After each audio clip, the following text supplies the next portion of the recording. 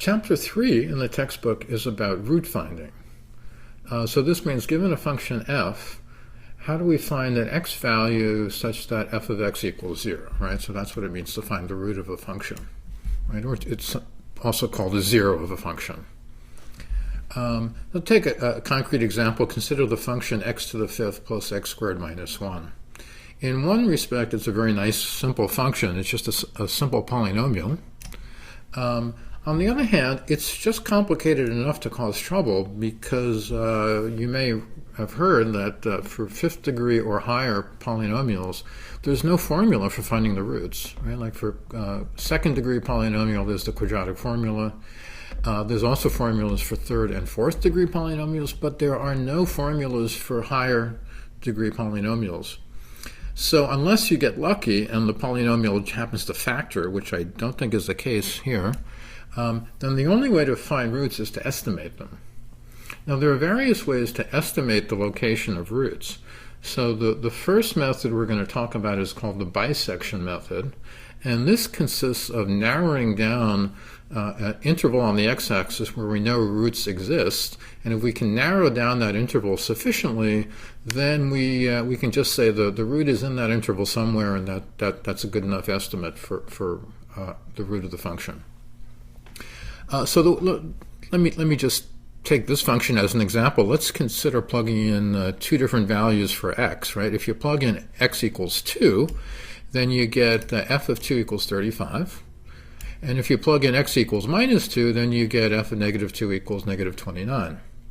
So this function has the property that it takes a negative value when x is negative 2. It takes a positive value when x is positive 2. And because this is a polynomial, it's a nice, smooth, continuous function, right? So you can draw the curve without lifting your pencil from the paper. And that means as you go from a negative value at negative 2 to a positive value at positive 2, at some point in the middle you would have to cross the x-axis. And that point where you cross would be a 0. So simply based on this, simply based on the value of the function at these 2 points, we can say with complete confidence that f must have a root in the interval from negative 2 to 2. Okay, well that's a pretty wide interval. That's not good enough, you know, to give us a decent estimate for what the root is. So well, let's consider the midpoint, right? Let's look at the point midway through the interval from negative 2 to 2. So that's the point where c equals 0. C equals 0. And if you plug that in to the function f, you get negative 1. So, well, of course, we would have had to have been spectacularly lucky to find a 0 just by plugging in the midpoint. That's not likely to happen. But we did find something useful. We found that the function is still negative when you plug in 0. Now, it's negative at 0. It's positive at 2. Now, using the same reasoning we used before, we can say that now we know that f must have a root between 0 and 2. So we have cut the original interval from negative 2 to 2 in half. Well, you can see that if you just keep doing this by selecting midpoints over and over again and breaking the interval up into 2 pieces, you can get the interval down to as small a one as you'd like. And if you have a sufficiently small interval, then that's a good estimate for where the root is. Right? So in general, the bisection method is based on the fact that if f is a continuous function, and if a is less than b, and if f of a and f of b have different signs, right? So one of them is positive, one of them is negative. It doesn't matter which is which, just so long as they have different signs. Then f must have a root in the interval from a to b. I guess we might want to include the possibility that a or b itself is a root, so that's why I made this a closed interval with square brackets as opposed to the open interval here with round brackets. But that's kind of a minor point. And then the way that this algorithm is going to work is that we'll, once we have an interval from a to b where we know a root exists, we then examine the midpoint, a plus b over 2, and then we know that depending on what sign f takes at c, we know that f will either have a root from a to c or it'll have a root from c to b, right? One or the other. And therefore we'll be able to cut the interval in half. And if you keep doing that, eventually we'll get the interval sufficiently small that we'll have a root, an estimate for the root to an acceptable tolerance, right? Meaning the maximal possible error. Okay, so here in more detail is how the algorithm will work. I'm not yet writing MATLAB code. I'm just describing how what the logic of the algorithm is, right? So to start off with, we'll be given a value I'll call delta. I'll say it represents the tolerance, or more specifically, it represents the width of the interval that we want to get down to, right? So when the width of the interval in which we've isolated the root is of length delta, then we can declare victory and say we found the root to a sufficient accuracy. We'll also assume that we're starting off with a left endpoint and a right endpoint A and B, and we'll assume that we've got values y sub A and y sub B, which represent the values of f at those two endpoints. And we're also assuming that those values of the function ya and yb are non-zero and have opposite signs, right? So we're assuming all this is kind of given to us at the start. And then the first thing we can do is we can calculate the midpoint c equals a plus b over 2. Okay? And now we're going to start a loop. We're going to then repeat this procedure down here over and over again until we've reduced the size of the interval to delta. So, in MATLAB, we will use a while loop. We'll say while b minus a is greater than delta, right? B minus a is the length of the interval from a to b. While that length is greater than delta, we'll continue to do this following operation, and this is going to be the bisection procedure, where we take the midpoint and use it to divide the current interval up into an interval of half the size. So first thing we do is we evaluate the function f at c, and we'll call that y sub c. And then what we want to do is we want to do three different things depending on whether y sub c is positive, negative, or 0. Right? So we're going to look at the value of y sub c and do three different things depending on whether it's 0, positive, or negative. Right? So that's what's going on inside these braces here.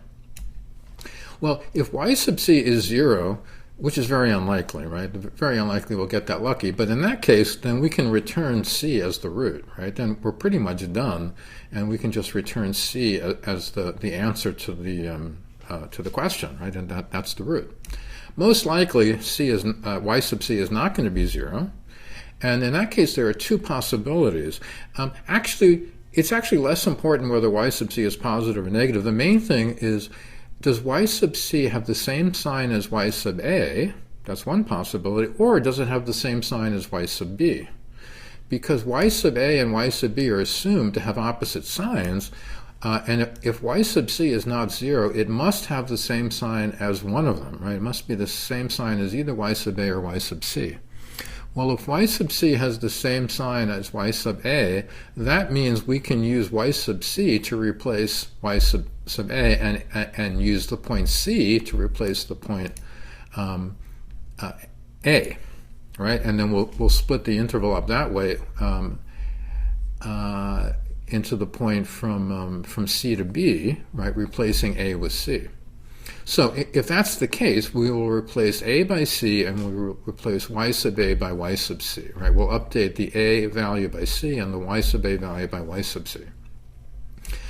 By the way, there's a simple trick for checking whether two numbers have the same sign. If they're both non-zero, you just multiply them together and check that their product is positive, right? If their product is positive, then they must both have the same sign. That's a simple thing to do.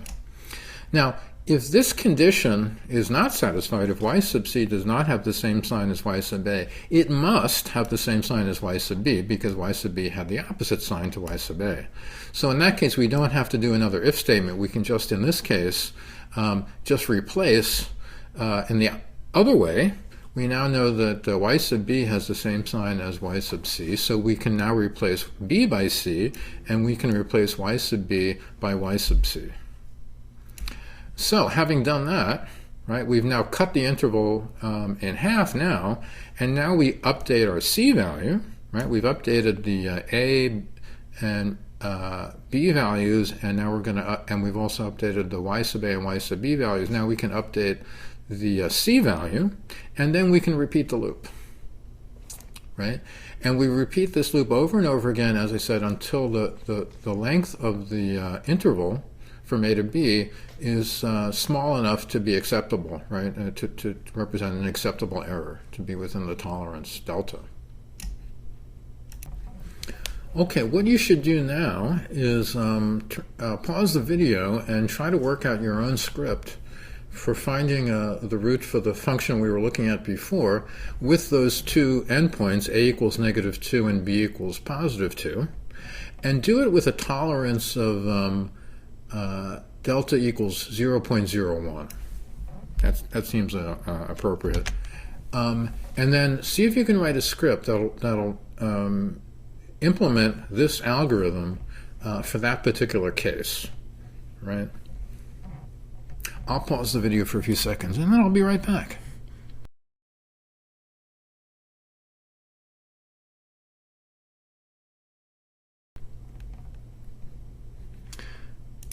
So here's the script that I came up with. So I said, well, let's set delta equal to 0.01. This is just the initialization stuff, right? So a initially is -2, b initially is 2, f is the function, x to the 5th plus x squared minus 1. I used a function handle to define this. Notice I did not vectorize this because I don't need it vectorized for this purpose, but if I want to graph it, then I should have vectorized it, and maybe I'll go back and do that sometime. Right, to vectorize it, I would have wanted to replace the power by dot power, right, in both of these places. Let's see, and ya will be the y value of the function f at the point a, and yb is the value of the function f at the point b, and c is the midpoint. So that's the initial values for everything. Then we're going to go through the loop, so we have a while loop. We check to see is b minus a greater than delta, right? That's the condition in the while loop. If not, then we execute the loop, and we start off by just evaluating the function at this point c, right, the midpoint c. And now we have to check whether which of those three things is the case. Is y equal to 0 there, or does yc have the same sign as a, or does it have the same sign as b? Now, if y sub c is equal to 0, then we're basically finished, right? We've got our answer. We've got a root. That's what we were looking for, is a point where the function is 0. So I use the break command here. The break command just breaks out of the loop. So in this case, we're in this while loop, and what I want to do is just break out of that and then just quit executing the loop. Right? And then we go outside the loop and we just print the value of c out here. Right? Most likely this is not going to happen, so very unlikely this condition will ever be triggered.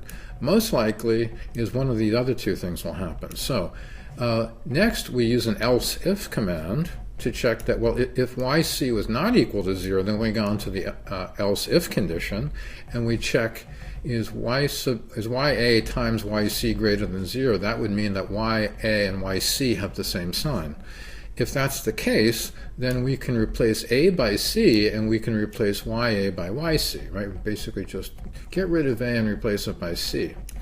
Otherwise, there's only one other possibility. If the first two conditions were false, it must be that yc has the same sign as yb, and that means we can replace b by c, and we can replace yb by yc. Right? So, having updated ab and ya and yb in this if statement, we now update the c value to the new midpoint, and then we repeat the loop, right? Then we loop. Eventually, the b minus a will get small enough that it's not greater than delta. Then we will exit the loop, and again we will print the c value as our answer. Okay. So now this is a script that you can run in MATLAB. It'll give you a root of of this function x to the fifth plus x squared minus 1 between negative 2 and 2.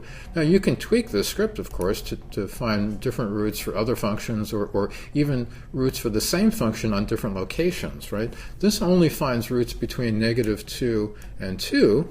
There might be roots elsewhere, which you could find by plugging in different starting values for a and b, right? You could start with a different interval. The important thing is that the algorithm is assuming that the initial values, ya and yb, have different signs. So you want to make sure that you plug in an a and a b value such that a is less than b and such that, as I said, that ya and yb are non-zero and have opposite signs. You can also change the function that you plug in, right? So you can plug in any function that you like, right? You define a different function. And then you can use this to find the roots of any function on any interval. As an exercise, I have a problem at the end here where I ask you to convert this script into a function that takes as inputs an a value, a b value, a delta value, and a function handle. So for the function that you want to find the roots for, right? And that might be actually a quite useful form for this. Then you could just call the function whenever you want to find the root of any function, any other function, mathematical function on a given interval. So when you run this script, you'll get something like c equals 0.80859, whatever.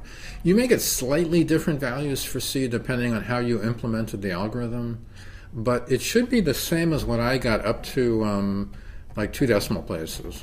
Right? It should be the same value up to 2 significant digits.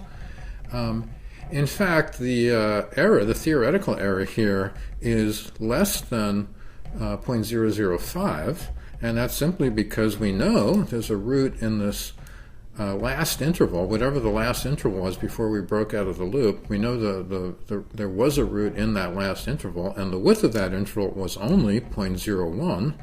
And c is the midpoint of this interval, so it's less than half the width of the interval distance away from any point in the interval, right? So the greatest distance you could possibly have is still going to be less than 0.005.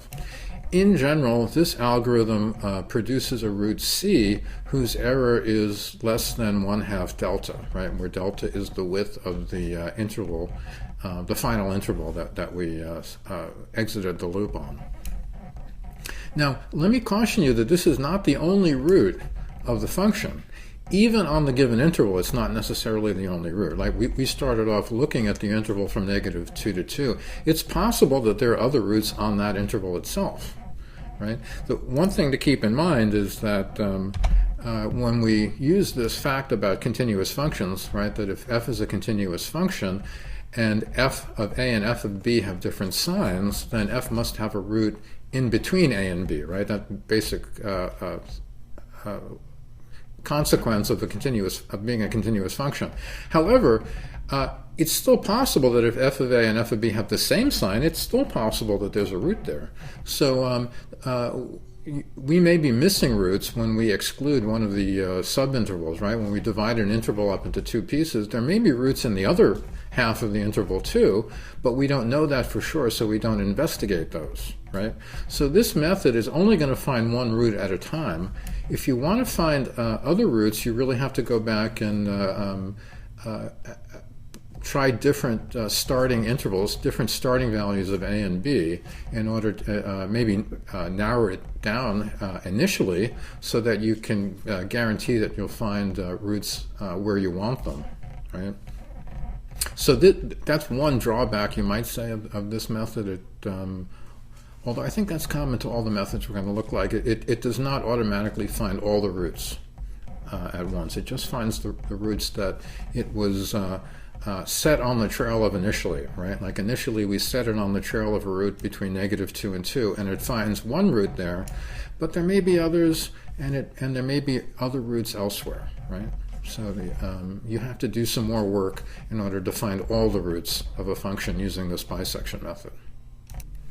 Okay, one other thing we should think about in connection with this algorithm is how long does it take, right? How efficient is it? So we'll ask the question specifically, how many times do we have to execute the loop in order to get our answer, right? Well, this is a pretty straightforward calculation. That's equivalent to saying that if we start with the interval from A to B, how many times do we have to cut that interval in half until we get down to an interval whose length is no more than delta, right? And another way to put that is to say, what is the smallest power of 2, where the power is an integral, an integral power of 2, right? So 2 to the k, where k is an integer. What is the smallest such power such that b minus a over 2 to the k is less than or equal to delta, right? This is cutting the interval in half k times, right? Well, we can solve this equation. I'll just multiply on both sides by 2 to the k, so I get b minus a is less than or equal to 2 to the k times delta. I'll take log base 2 of both sides. Log base 2 of b minus a on the left. Oh, by the way, but log base 2 is a monotone increasing function, so it preserves inequalities, right? So it's okay to do that to an inequality. On the right side, I'm going to use the rule that the log of the product is equal to the sum of the logs. So this breaks up into log base 2 of 2 to the k plus log base 2 of delta. And, of course, log base 2 of 2 to the k is just k, right? This just reduces to k. And now I can solve for k just by bringing the log base 2 over to the other side. I actually rearrange things a little bit. So finally what we get is that k must be greater than or equal to log base 2 of b minus a minus log base 2 of delta. And then if you use that log rule again, the difference of the logs is equal to the log of the quotient, right? That's another rule for logarithms. Then we can also write it this way. So log is greater than or equal to log base 2 of b minus a over delta. Now, remember that k has to be a whole number because it's counting the number of times we're going to execute the loop. And it's supposed to be the smallest whole number that satisfies this inequality.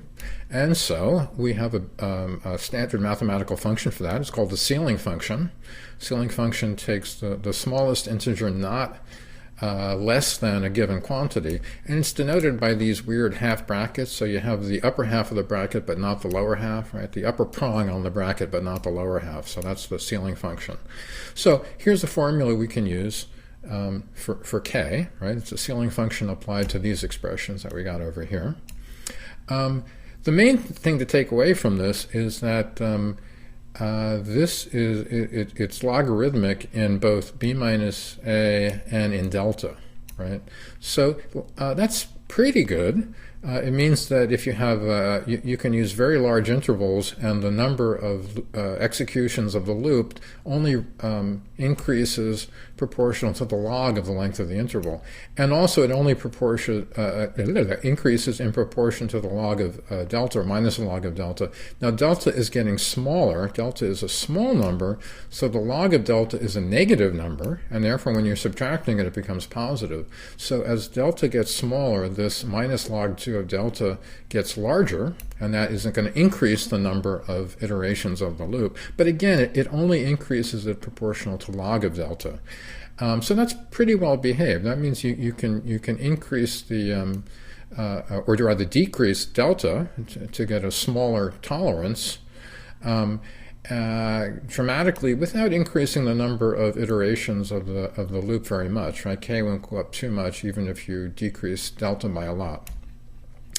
We can do even better. As you'll see, there are other algorithms that are even more efficient than this, but this is pretty good.